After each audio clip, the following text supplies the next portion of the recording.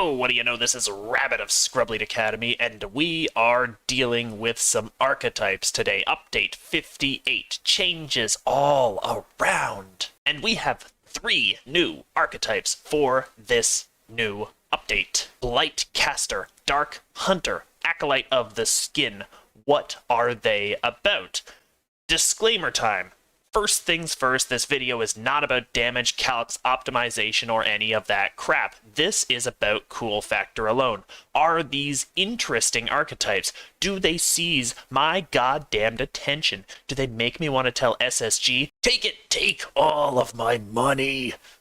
Well, let's just see, shall we? I want to start with the Blightcaster because I didn't expect this one to take my attention the way that it did, and this will probably be most of the video, but that's cool too. I named her Blick T Blick because Blight is spelled funny. Blick Blick starts off without auto-prepped healing spells, a nerf to the Druid, but what she gets in return is well worth the investment. A handful of new spells that we'll be checking out in a moment, a bunch of old spells repurposed for the plague-spreading monstrosity will eventually become, and oh my, lots of wood. Lots of wood.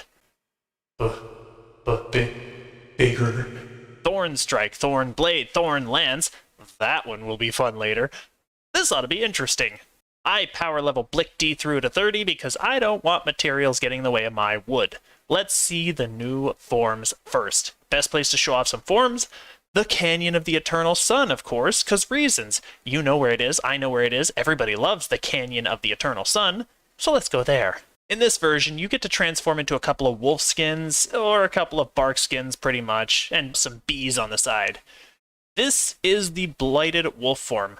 And here is the Plague, with a couple of visual ticks, of course.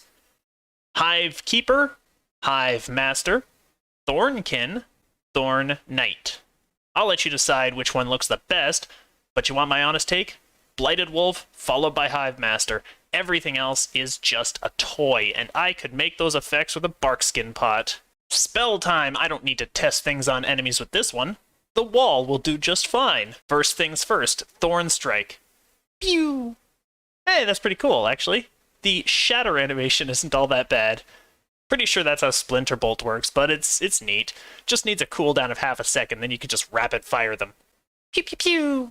Thorn Blade, pretty much just like an acid scimitar, so uses wisdom, but it's basically Flame Blade updated for 2023. Thorn Bloom. Ooh. Oh, let's do that again. Oh, that's an awesome AoE spell. I don't even care if it does no damage. That's just visually cool. Blighted Breath now, and I didn't expect I'd be able to do this outside of the wolf form. A little weird, but neat, I guess. The visual isn't really, though. Sadly, it's just basically acid spray, but a little lamer and less acid. Thorn Wave is kinda neat, like a Woody fan of knives, but it's grasping thorns that really makes this build. Holy shit, that's cool. I get it. It's Evard's Black Tentacles. I get it. But Evard's is probably the coolest looking spell outside of Meteor Swarm. So this is now the coolest looking spell outside of Meteor Swarm. That's pretty awesome. Finally, I didn't forget about Thorn Lance, a spell that... Wait, what the fuck? Did it just crash my client?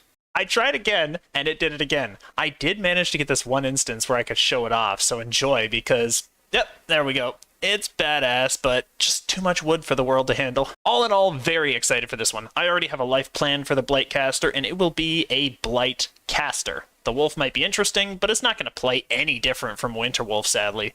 Also, you don't get to lead the pack, which is weird, since they have all the talents for that stuff still. Wasted real estate unless they remake those trees, but you don't get the wolf pet anymore. Now, the Dark Hunter, the one I thought would be, okay, regardless.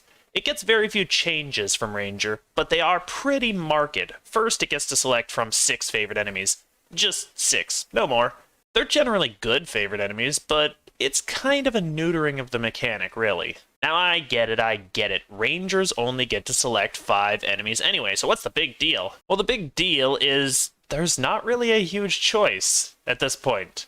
It's kind of just, if they got these by level up, these specific favorite enemies, and just took it the, I don't know, crappiest one, then you would basically have the exact same system. That's not a very good thing. Lack of choice and streamlining kinda makes the Ranger a little more dull. Second thing, sneak attack dice. Ranger gets them now all over the place, one every 5 levels and another at 1 just to make up for the favorite enemies, I guess, somehow. Third, they get a wolf pet that seems kinda better than the Druid wolf pet, but can't intimidate things because that mechanic hasn't been fixed since I sent them 2 notices about it for my Menagerie Druid build. Why does the Dark Hunter get a wolf pet? Why is it better? Why is this associated with Dark Hunter and not the actual Ranger?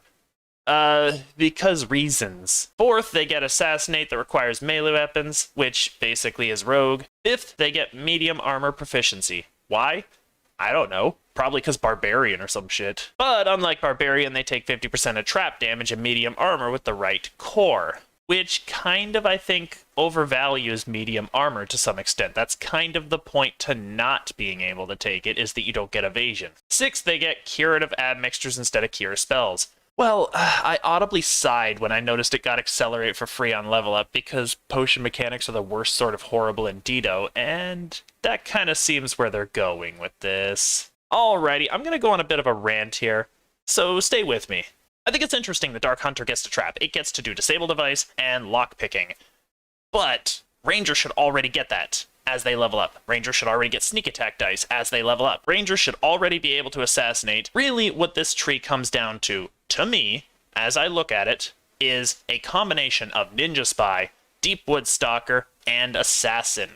This is not really unique, it's just combining 3 trees into 1. This is actually the reason that I wasn't a big fan of Horizon Walker, because it was basically Deepwood Stalker, basically Ranger in general, but it was given a veneer that makes it appear like it wouldn't be exactly them. Dark Hunter is basically still Deepwood Stalker. And when you actually really break down the universal trees, the constant gear passes, the archetypes, you start to realize what the few classes and trees in this game are that the developers seem to really like. Not necessarily just like, but understand. I think Deepwood Stalker is a really easy tree to understand, and that's why it keeps getting replicated. And that will be very important with the Acolyte of the Skin. But for me, Ranger should already be able to do all this stuff inherently. It should not require an archetype to do the stuff that it should be able to do. It shouldn't require an archetype, but not only that, if it does get an archetype, it should not be the exact same archetype as one of the trees it currently has. I get it, there's some small differences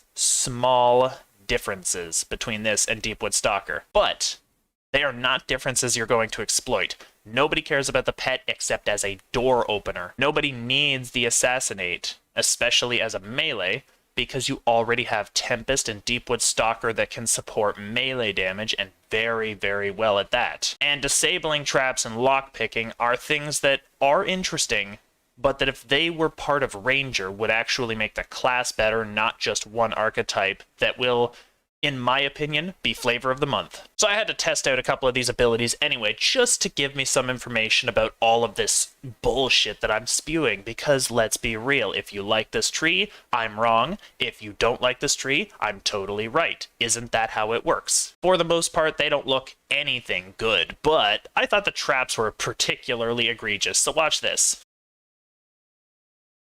Now, what is that little green bolt thing? What is it all about?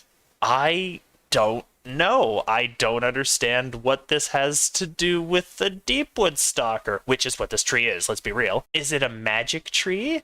Are we magical? I don't know. I don't know what the identity of this tree is supposed to be that makes it any different from anything we've seen. To me, this is a bad precedent. All of this stuff is Ranger flavor. All of this stuff is Deepwood Stalker. And if you don't like it going in there, and frankly I don't, then change Arcane Archer to have that stuff. AA isn't even a real country anyway. So my summary, this archetype isn't necessary. That's it. It's just not required. All of this stuff should be covered by Ranger in general, and then some interesting, different, unique tree should be added. Finally, let's get into the skin of the Acolyte.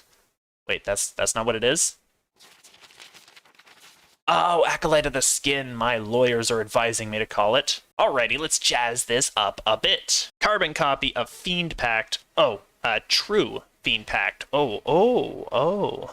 Carbon copy, hurl through hell, streamlined progression path that doesn't really do anything, no bonus spells, no utility, absolutely fucking boring ass cores. Yep, I'm calling it. This one's gonna be a bad one. I don't want to waste time with a DPS test on this one. I just want to go through the enhancement tree itself. Quick, real quick, that's all it warrants. Tier 1's Basic Enlightened Spirit, and that's not a good thing. 2's Basic Enlightened Spirit mixed with a Savant. 3's, ooh, a Beam of Force. That's kinda cool. Also cones, we'll get into those in a moment. 4, Eldritch Blast deals double damage to feared targets. That's neat, but I'm seeing a pattern, and I wonder if you can guess what it is. Finally, 5's Blank Spot, generic stat buffs, and oh my lord, transformation into a demon. I gotta go test some of this out already. So we're in the Searing Heights, recovering from Dark Hunter, and I just gotta try this out. First, the beam. Pew, pew, pew. Damn, that is nifty and obnoxious. I can imagine all the kiting warlocks now dying because they're not tanks and they run backwards away from groups. Still it homes in, so that's helpful. The cones are absolute trash tier abilities. Their range is about as good as Enlightened Spirit's aura, but they only hit things in a cone in front of the lock, not all around. The visuals are neat for a hot second, but they start to fall apart the more you do them. So let's get to that demon form already.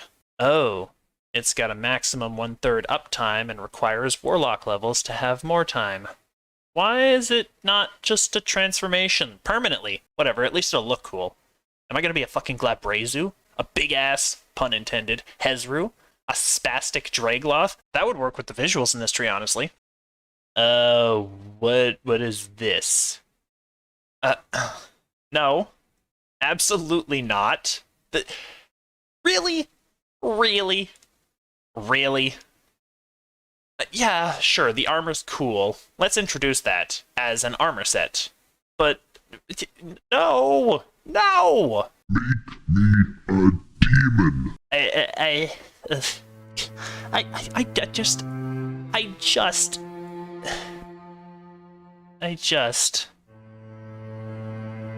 So the Blightcaster's gonna be awesome, guys. Can't wait to show it off. Until next time, stay salty and try out a Deepwood Stalker. Take care, and bye-bye for now.